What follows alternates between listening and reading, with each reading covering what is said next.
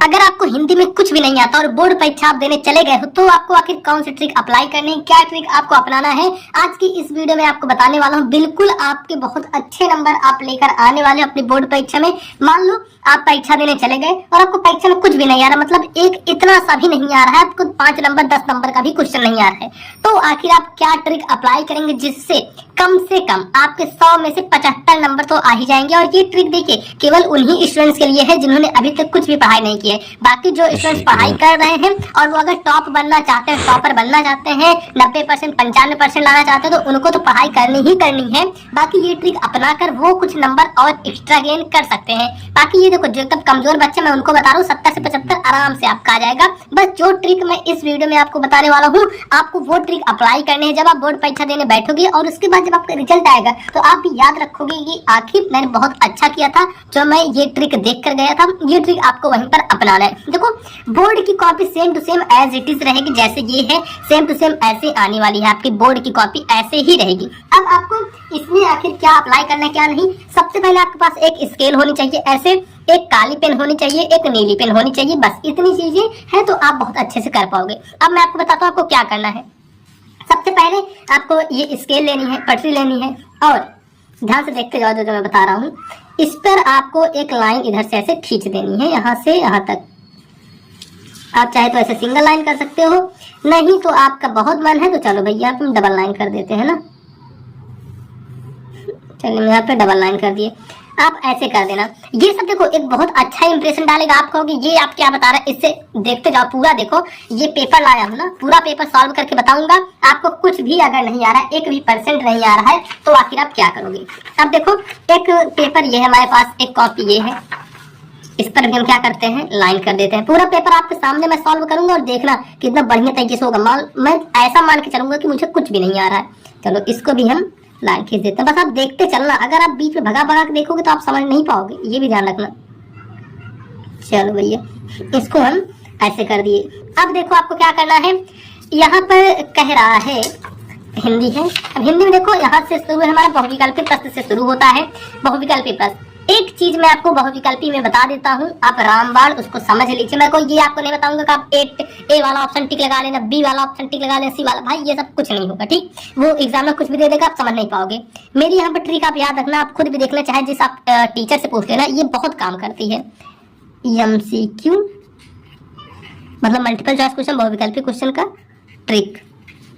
सिर्फ यही ट्रिक आप अपनाओगे। ऐसा आप सोचो कि चलो हम A और C टिक लगा दें, B और D टिक लगा दें तो हो जाए, ऐसा कुछ नहीं होने वाला है। सब बकवास चीजें हैं, ठीक है। देखो अब मैं बताता हूँ क्या करना है आपको। 4 से 5 आपको कंडीशन दे दे रहा हूँ, अगर आपको ऐसा कुछ मिल गया ऑप्शन तो वही टिक लगा देना है। सबसे पहला अगर आपको कहीं ऑप्शन दिख रहा है जिसमें व आया हो, मतलब राम व श्याम, तो आपको हमेशा वही वाले ऑप्शन टिक लगाने हैं, ठीक। एक कंडीशन ये हो गया। दूसरा है और आया हो, जैसे राम और श्याम, ठीक। और इसी में आ सकता है कि जैसे आपके दो ऑप्शन A व B, तो इसको भी लिखना जरूरी नहीं कि राम और श्याम ही है। ये तो मैं एक एग्जांपल लिया हूं, जैसे इसमें आ गया A और B,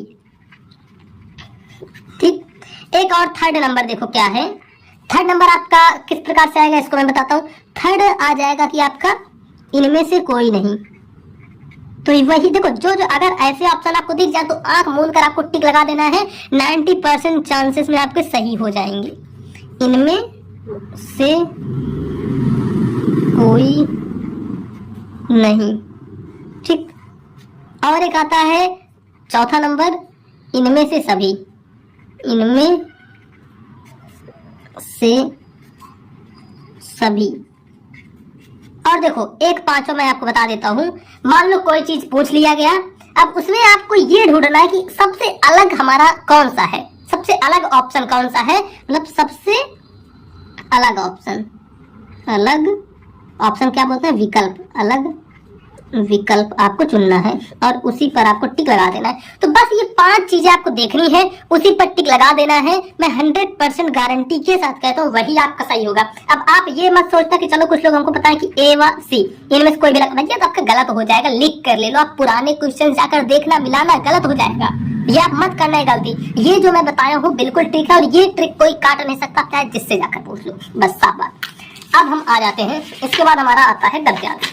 यहाँ से इसको हम कर देते हैं साइड में, ये आप इतना देख लो, चाहे इसके स्क्रीनशॉट ले लो। अब आते हैं हम खंडवा पे। जो मेन चीज आपका शुरू होता है यहाँ से शुरू होता है, जो कि कितने नंबर का आता है, 50 मार्क का, ठीक है। 50 मार्क का आता है आपके बोर्ड परीक्षा में, जो कि खंडवा यहाँ शुरू है। देखो मुझे इसका कुछ नहीं आ रहा है आंसर, मुझे कुछ भी नहीं आ रहा है, फिर भी मैं देखो कैसे इसको हल करूंगा। तो खंडवा तो कि फर्स्ट है, निम्नलिखित में से किसी एक गद्यांश पर आधारित प्रश्नों के उत्तर दीजिए। देखो यहाँ पर गद्यांश है, गद्यांश में क्या करना है, 3 चीजें दी हुई हैं। पहला है उपयुक्त गद्यांश का संदर्भ लिखना है, मतलब इसका संदर्भ लिखना है। अब आपको लेखक का नाम पता ही नहीं तो आप कैसे लिखोगे वो भी मैं आपको बताता हूँ। फिर है गद्यांश के रेखांकित अंश की व्याख्या करनी, फिर है लेखक ने विश्वासपात मित्र की तुलना किससे की है। ये तो आपकी बहुत बाद की चीजें हो जाती है। सबसे पहले जो एग्जामिनर के सामने इंप्रेशन जाएगा वो क्या जाएगा, आपकी स्टाइल का, कि कैसे आप लिखो। देखो यहाँ पर है खंडवा और क्या है, पहला नंबर, पहला क्वेश्चन, खंडवा का पहला क्वेश्चन। तो आप यहाँ पर डालोगे, क्या डालोगे, देखो मैं बता देता हूँ आपको क्या करना है। लिखना है आपको प्रश्नोत्तर संख्या, सॉरी पहले आपको खंडवा लिख देना है यहाँ पर,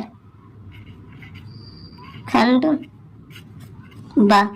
अब ऐसे खंडवा लिखकर छोड़ नहीं देना है, आपको उठाना है अपना हथियार मतलब स्केल, इससे आपको कर देना है एक अंडरलाइन, खंडवा के नीचे अंडरलाइन। फिर लिखोगे प्रश्नोत्तर संख्या 1, प्रश्नोत्तर संख्या 1, ठीक। अब डालोगे प्रश्नोत्तर संख्या 1, इसके नीचे भी आपको अंडरलाइन कर देना है। देखते चलना, बहुत ही मजा आने वाला है आपको। अब कैसे कैसे मैं करूंगा, इसके नीचे भी आप कर दिया अंडरलाइन, इतना हो गया। अब यहाँ पर आपको उठा लेना है पेपर। पेपर में देखो क्या लिखा गया है, उपयुक्त गद्यांश का संदर्भ लिखिए, मतलब इसका आपको संदर्भ लिखना है। तो आप यहाँ पर डालोगे फर्स्ट, क्या लिखना है आपको, संदर्भ लिख दो, संदर्भ। भले आपको पता नहीं है लेकिन हेडिंग आप जरूर से इतना लिखोगे। अब इसके बाद फिर इसके नीचे भी आप स्केल्स लाइन करना। ये सब क्या है ना, जब एग्जाम में आपकी कॉपी खोल के देखेगा तो वो पहली नजर में ही आपको नंबर दे देगा, इतना ध्यान रखना। वो पहली नजर में ही देखेगा और आपको नंबर दे देगा, बस। अब देखो संदर्भ, संदर्भ कैसे लिखोगे, लिखा उपयुक्त गद्यांश का संदर्भ लिखिए। तो आपको इसके लेखक वगैरह नहीं पता है तो आपको एक बार क्या है, गद्यांश को पढ़ना है। देखो यहाँ से हम पढ़ रहे हैं, विश्वासपात मित्र से बड़ी रक्षा रहती है, जिसे ऐसा मित्र मिल जाए विश्वासपात मित्र। तो मित्र की कितनी बार यहाँ पर, मतलब मित्र का नाम बहुत बार यूज हुआ है, तो आप इससे समझ सकते हो ये जो पाठ किस पाठ से लिया गया है, मित्रता पाठ से लिया गया है। इतना तो यार आप आइडिया लगा लोगे, अनुमान लगा लोगे, मित्र आ रहा है बार बार। तो आपको यहाँ पर संदर्भ कैसे लिखना है, ये आप सब में इतना चीज डालोगे कि प्रस्तुत गद्यांश हमारी पाठ्य पुस्तक हिंदी की, इतना आप याद कर लेना। प्रस्तुत गद्यांश हमारी, प्रस्तुत गद्यांश हमारी पाठ्य पुस्तक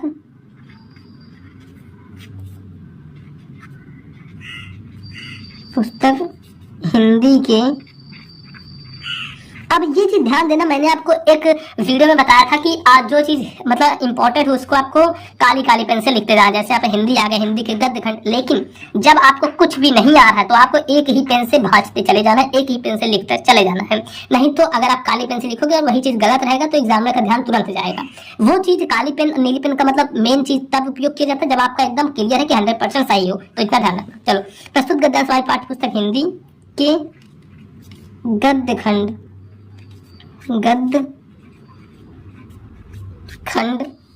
में संकलित, इतना आपको याद कर लेना, ठीक है, बस इतनी लाइन।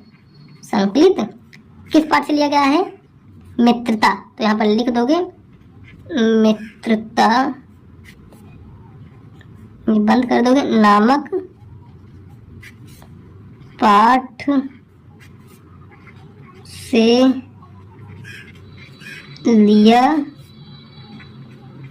गया है। ऐसे लिख देना है, जहां से आपका हो जाएगा संदर्भ। उसके बाद आता है आपका व्याख्या करने। तो व्याख्या करने का मैं बता दूं, सेम चीज जहां जहां है वही उतारते चले जाना, बस स्टार्टिंग में लिख देना है लेखक कहते हैं कि। आप कैसे लिखोगे, यहाँ पे जैसे लिख देना इसका आप व्याख्या कर रहे हो। चलो हम बता दें, इसकी मान लो आप व्याख्या कर रहे हो, व्याख्या के आपको आगे लिख देना है लेखक कहते हैं कि, लेखक कहते हैं कि। बस इसके बाद से यही सेम चीज आपको उतारते चले जाना है, ऐसे ऐसे ऐसे जो भी चीजें हैं आपको उतारते चले जाना है। बस इसके बाद कुछ करना है। नीचे आएगा एक क्वेश्चन, इसका उत्तर कैसे करोगे। देखो, लेखक ने विश्वासपात मित्र की तुलना किससे की है। तो यहाँ पर पढ़ो एक बार, विश्वासपात मित्र से बड़ी रक्षा रहती है, जिसे ऐसा मित्र मिल जाए उसे समझना चाहिए कि खजाना मिल गया है। विश्वासपात मित्र जीवन की औषधि है। अब देखो, लेखक ने विश्वासपात मित्र की तुलना किससे की है, औषध से की है। तो बस डायरेक्ट लिख दो, इनकी तुलना औषध से की और क्यों की है। तो यहाँ पर देखो यही कहीं लिखा होगा, क्योंकि वे हमें उत्तम संकल्पों से दृढ़ करेंगे, दोषों और त्रुटियों से बचाएंगे और सत्य, पवित्रता और मर्यादा के प्रेम को पुष्ट करेंगे। तो इस प्रकार से आप लिख सकते हैं। अब देखो, उसके बाद हमें देखना है, अब हम देखते हैं और क्वेश्चंस को आप कैसे करोगे। जैसे कि आपके सामने आ गया जीवन परिचय लिखने को, ये देखो जीवन परिचय आ गया। तो जीवन परिचय का क्या हमारा 6 नंबर क्वेश्चन है, 6 का वाला। तो हम यहाँ पर फिर ऊपर करेंगे। अब यहाँ पर देखो इसको कैसे डालोगे, यहाँ पर आपको लिखना है प्रश्नोत्तर संख्या 6। यहाँ पर लिखेंगे हम प्रश्नोत्तर संख्या 6, प्रश्नोत्तर संख्या 6। और 6 का कौन सा है, का वाला। तो यहाँ पर ब्रैकेट में हम डालेंगे 6 का। तो नीचे करेंगे हम अंडरलाइन। ये देखो अंडरलाइन जरूर से करना है, इससे एक अच्छा प्रभाव पड़ता है, मतलब कॉपी आपकी देखने में थोड़ी अच्छी लगती है। इतना चीजें कर देंगे। अब यहाँ पर दिया गया है इनका, हमें मान लो हमको कुछ भी नहीं पता, इनका जन्म कब हुआ है, क्या है, कैसे, कुछ भी नहीं पता। कैसे लिखोगे, आचार्य रामचंद्र शुक्ल, जयशंकर प्रसाद, राजेंद्र प्रसाद। तो पहले हम डाल देते हैं आचार्य रामचंद्र शुक्ल का लिखना है। तो यहाँ पर आप लिखना 1, जो कि है आचार्य रामचंद्र शुक्ल। ठीक है, ऐसे कर देना आचार्य रामचंद्र शुक्ल।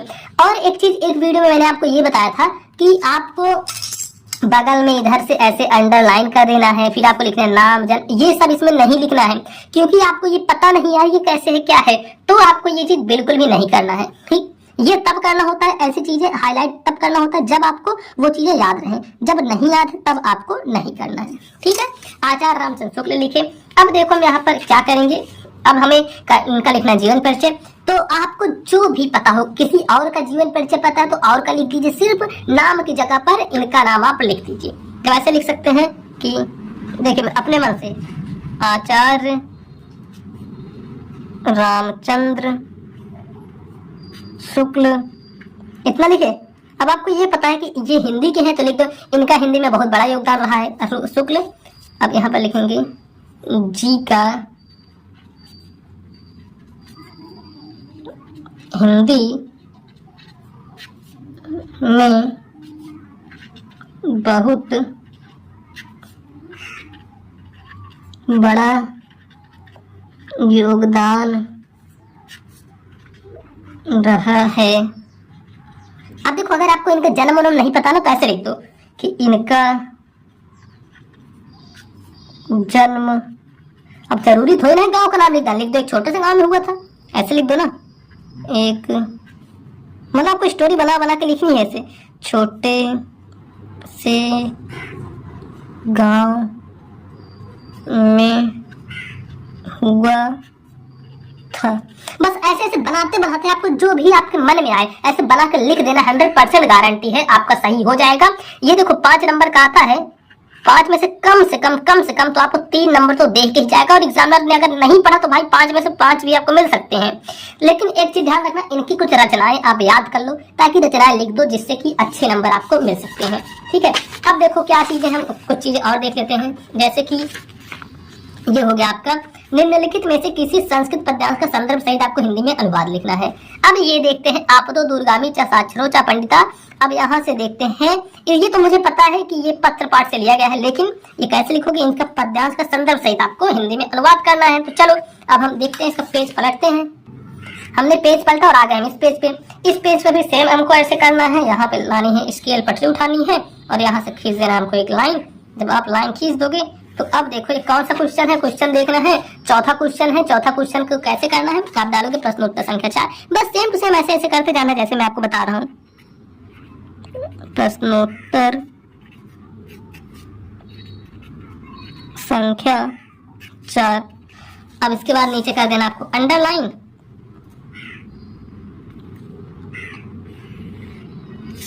बस आपको यहाँ पर लिखना है संदर्भ। मान लो आपको संदर्भ आ ही नहीं रहा था, आप कैसे लिखोगे? कुल मिलाकर आपको बोर्ड परीक्षा में कॉपी भरने से मतलब होता है, जरूरी नहीं कि आप सही लिखो। ये सिर्फ आपके लिए ट्रिक है, बस मैं आपको बता रहा हूँ आप जितना अच्छे से भर पाओ, लेकिन ये नहीं कि एकदम उल्टा सीधा लिखो। देखो हिंदी से रिलेटेड लिख दो, कुछ भी लिख दो, नंबर मिल जाएगा। आप लिख ट्राई कर लेना। देखो ये क्या है आपका संस्कृत खंड, तो आप ऐसे लिख सकते हो प्रस्तुत संस्कृत खंड, प्रस्तुत संस्कृत खंड हमारी पाठ्य पुस्तक